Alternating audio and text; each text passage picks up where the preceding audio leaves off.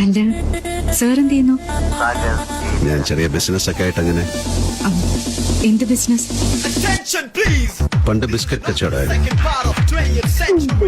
ഇപ്പോ contract, construction. ചിലപ്പോ പണിയും, ചിലപ്പോ good name. Good night. Jackie, Sagar Ilyas ജാക്കി.